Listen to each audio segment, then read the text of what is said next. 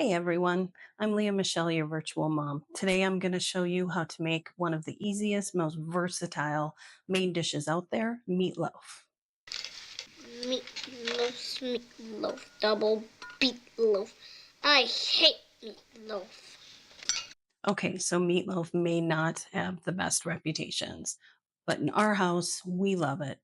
And I find it's one of the easiest dishes to make. It's a classic comfort food that you can turn into any flavor profile that you would like. If you want more of an Italian feel, put in some oregano and basil. You can do Indian spices, you can do Asian spices, you can even put in bacon and cheese and make a cheeseburger type meatloaf. The limits are endless. Anything you can come up with, most likely you can turn it into a meatloaf. At its core, meatloaf only needs three ingredients. That's ground meat. You can use beef, turkey, lamb, pork, or any combination of those, an egg, and then some sort of breadcrumb, oatmeal, crushed crackers to mix in with the egg to help bind the meatloaf together. Now, if you made a meatloaf with only the ground meat, the eggs, and the breadcrumbs, it probably wouldn't be real tasty. This is where your creativity can come in to make the kind of flavors that you want. I already gave you some examples of how to make it Italian. One of my favorite things to put into meatloaf is if I've got vegetables that are about to go bad, fresh vegetables, I will put those in. I particularly love carrots in my meatloaf. It adds a nice little crunch. Red peppers. Another one of my favorites is using ground pork and either grating in apples or you can use applesauce and then you get Pork chops and applesauce. my family's favorite is my ranch meatloaf. So that is what I'm going to be making today. So as you can see here, I've got 1 pound of beef. I've got my egg, got my carrots. In here, I have my breadcrumbs and my salt and my pepper. Here I've got 2 tablespoons of ranch powder, which is equal to 1 packet. Um, Fortunately, again, with meatloaf, you can make it how you want it. You can put in more or less depending upon what you want. And then finally, I've got onions. Now, this onion was just about going bad, but because we're going to be cooking it in the meatloaf, it doesn't matter. Now, when you're adding in items to your meatloaf, like the carrots, the onions, red peppers, cheese, bacon, you're going to want to limit those additions to about 1 cup per pound. Try and keep it under that. When you start adding in lots and lots of stuff, what ends up happening is the meat, even with the eggs and the breadcrumbs, it can't really hold together. Another thing that you'll see is recommendation that there be some sort of liquid in there, like a ketchup or a mustard or even milk. I've seen in meatloaf recipes. Because I am using juicier vegetables, I'm not going to be adding any liquid to mine. But if you are not adding vegetables that have moisture in them, you may want to add some ketchup, again, milk, even broth, water, just a little bit, a couple tablespoons to help keep things moist. All right, let's get started on my ranch meatloaf. The first thing you're going to want to do, wash your hands. Okay, since I've already have everything all measured out, this is going to go pretty quick as far as putting the meatloaf together. So I've got the meatloaf in there. Next, I'm going to just dump in my onions. Again, this is about half an onion that was sprouting in my fridge. So I needed to get it used up.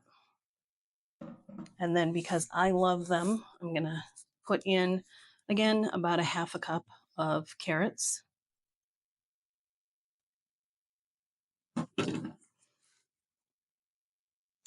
And then I'm going to sprinkle in my ranch powder.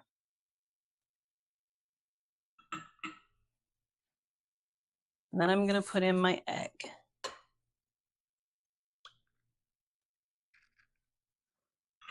And then the final piece is the salt, pepper, and breadcrumbs. Now, here comes what I think is the fun part. Some people think it's the gross part. If this really grosses you out, go out and get some gloves to mix this up. I find it enjoyable and somewhat relaxing to get it all mixed up. Now, you're just trying to get things combined together well, and you don't want to like over mix it because it can make it like chewy and not as tender. But you also want to get everything in there really well.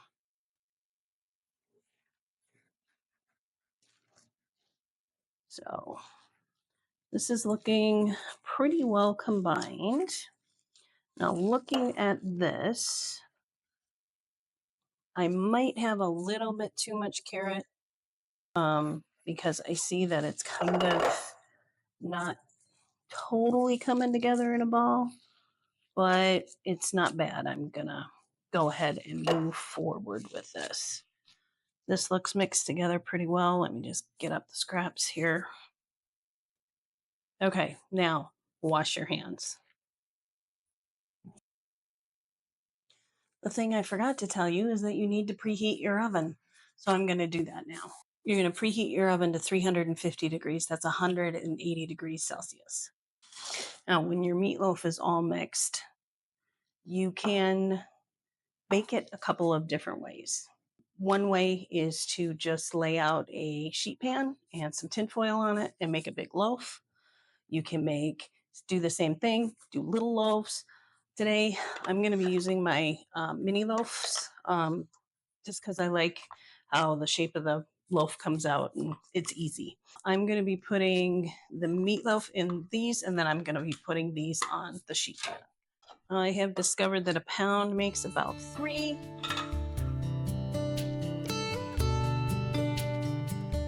This isn't like baking a cake or anything where it's going to rise really. So you can just fill it all the way up. Just get it into all the nooks and crannies.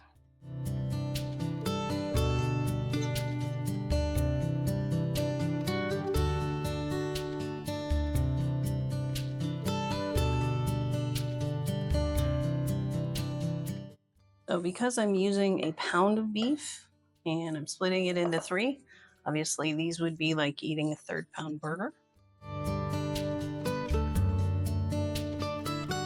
All right, those are good to go. And now I'm just waiting for my oven to preheat.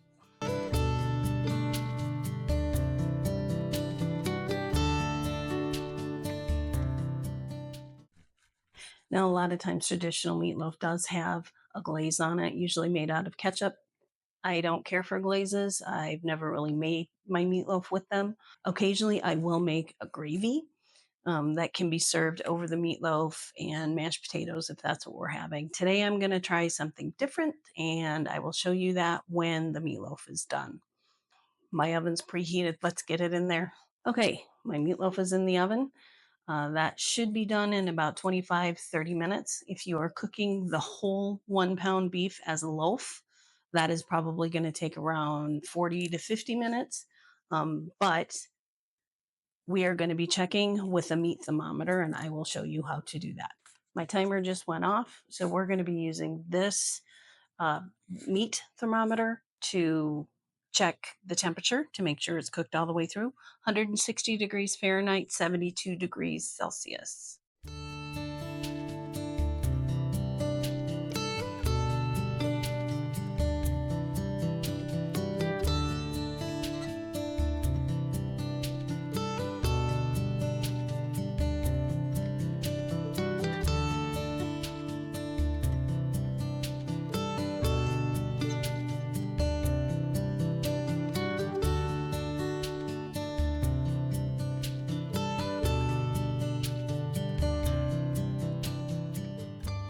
All of these are well done.